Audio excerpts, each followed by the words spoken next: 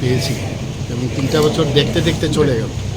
তো আমি আমার অফিসারদের সাথে আমি কথা বলছিলাম যে বুঝতেই পারলাম না 3টা বছর কি করে চলে গেলো। তার কারণটা আমি বলছি, ওনারাও বলছেন যে এত সকাল থেকে রাত্রি পর্যন্ত যেভাবে আমরা কাজ করি, পরিশ্রম করি, মানে এর জন্য মানে কাজের মধ্যে এত বেশি আমরা ঢুকে গেছি, এই কারণেই সুন্দরভাবে এই দিনগুলো চলে গেল। এবং যদি আমরা হিসাব করি মানুষের জন্য আমরা কি করেছি, তাহলে এটা একটা বিরাট বিগ স্টোরি। মানে এত কাজ আমরা করতে পেরেছি, কিন্তু কাজেরও শেষ নেই। মানুষের অনেক যে তাদের মৌলিক সমস্যা, সেগুলো নিশ্চয়ই আগামী দিন আর যত দিন যাবে আরও আমরা করব, কিন্তু এগুলো দেখতে হবে। আমরা 2 বছর তো সেকেন্ড বিজেপি লেড গভর্নমেন্টে, এর আগে আমাকে আজকের দিনে 2022-এ দেওয়া হয়েছিল। তো টোটাল 3 বছর হয়েছে।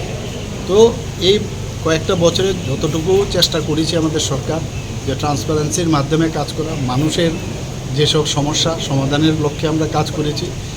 এবং আমি যাই কাজ করেছি, যাই সাফল্য এসছে, তার ক্রেডিট আমি জনসাধারণকে দিতে চাই আপনাদের মাধ্যমে। কারণ তাদের অনুপ্রেরণা এবং তাদের কারণে তারা আমাদের উপর যে আস্থা রেখেছে, মাননীয় প্রধানমন্ত্রীজির উপর আস্থা রেখেছে, আজকে সেন্ট্রাল গভর্নমেন্ট থেকে যেসব প্রকল্প যা ওনারা সেন্ট্রাল থেকে পাঠাচ্ছেন, এবং আমাদের ত্রিপুরা সরকারও যে প্রকল্পগুলো যোজনা করছে, সেগুলো ইমপ্লিমেন্টেশন আমরা করতে পারছি।